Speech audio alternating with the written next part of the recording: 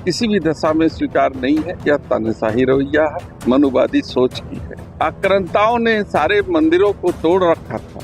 Bharatiya Janata party इसके स्वरूप को बदलना चाहती है। आने वाले भविष्य के बच्चों की पाठ्यक्रमों से हटाया जा रहा है। केशव मौर्य के साथ क्या व्यवहार कर उत्तर प्रदेश में बनेगी श्री अखिलेश यादव। समाजवादी पार्टी के मुखिया अखिलेश यादव के निर्देश पर आज 8 सदस्यीय टीम मणिकर्णिका घाट पहुंचने वाली थी।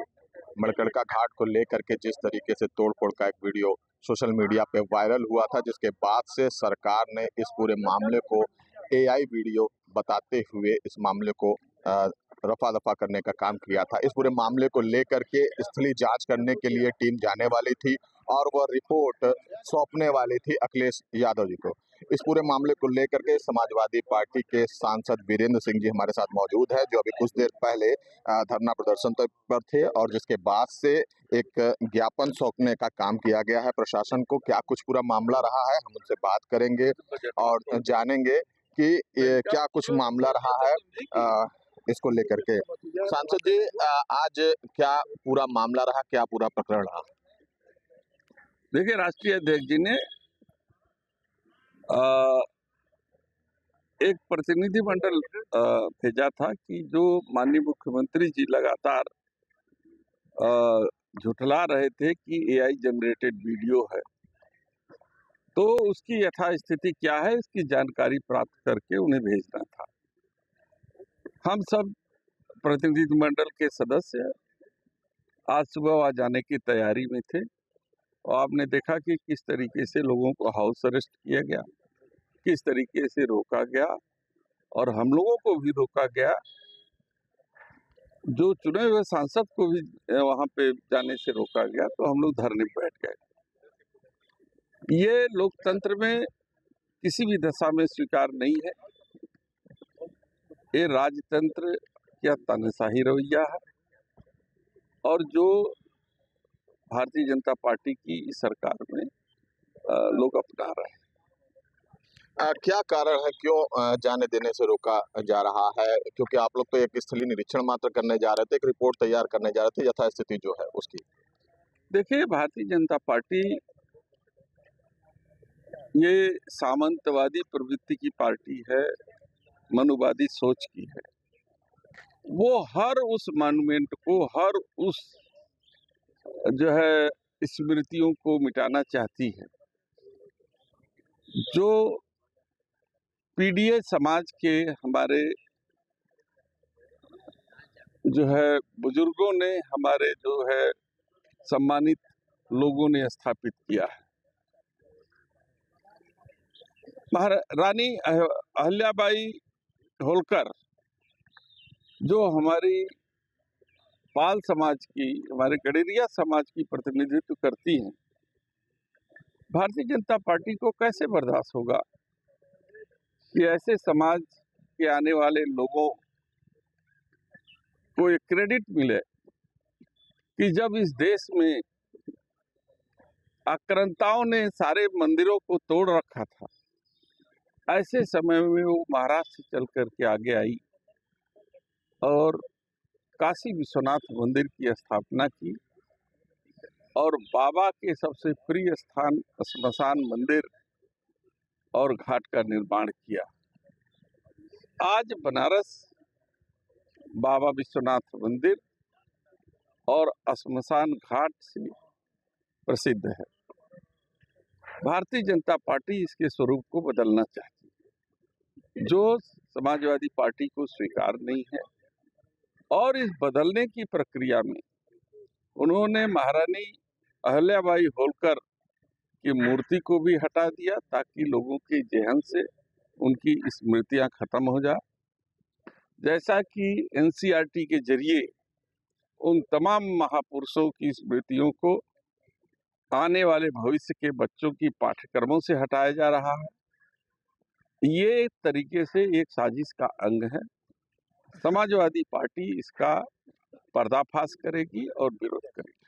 आप कह रहे हैं कि ये पाल समाज का कहीं न कहीं विरोध है, जिस तरीके से माता अहिल्याबाई की मूर्ति को तोड़ने का काम किया गया। लेकिन वो तो कह रहे हैं साफ तौर पर कि ये एआई जनरेटेड वीडियो रहा। दूसरी तरफ एक चीज़ और भी साफ तौर पर निकल कर के आ रही है कि प्रदेश का जो अध्यक्ष है बीजेपी का, उस चेहरे को लाने के लिए बीजेपी ने काफ़ी मंथन किया, उसके बाद ओबीसी चेहरा लेकर के आए। तो ये दोहरी राजनीति है क्या?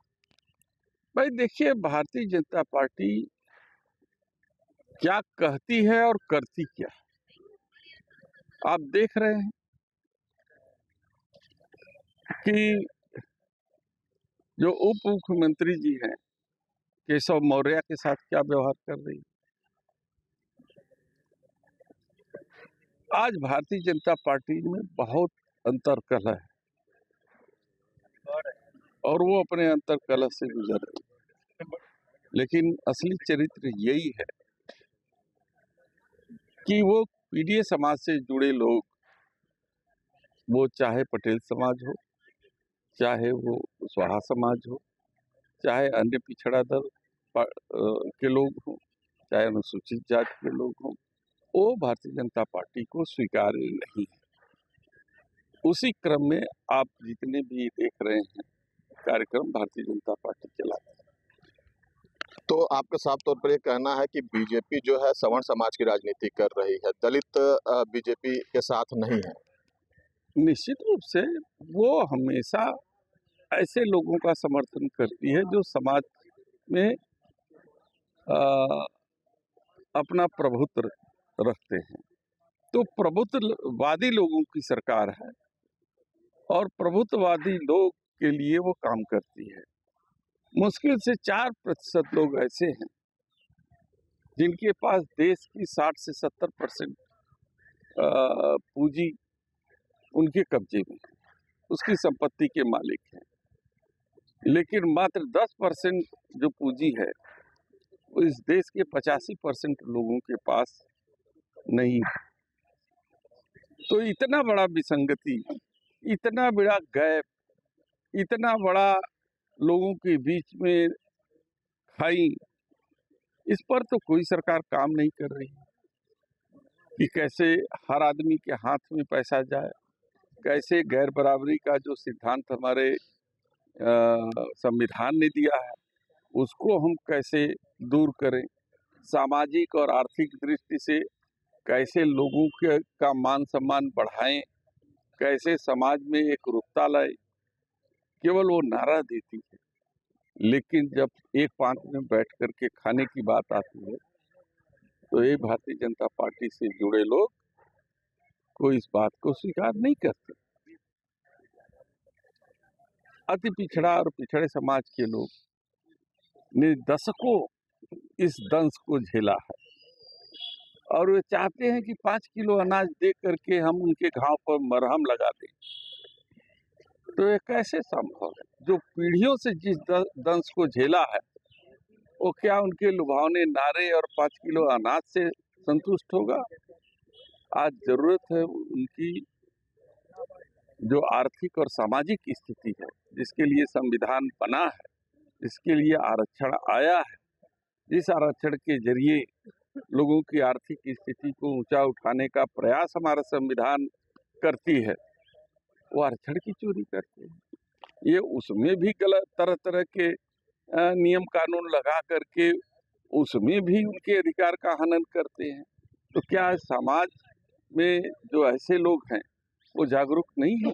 वो भी समझते हैं और इसलिए सरकार बेनकाब हो चुकी है। आने वाले 2027 में जरूर इसका परिणाम उनको भोगना होगा और समाजवादी और सामाजिक न्याय की सरकार जो पीडीए के जरिए उत्तर प्रदेश में बनेगी और वो सामाजिक न्याय की सरकार के मुखिया होंगे राष्ट्रीय अध्यक्ष श्री अखिलेश यादव जी।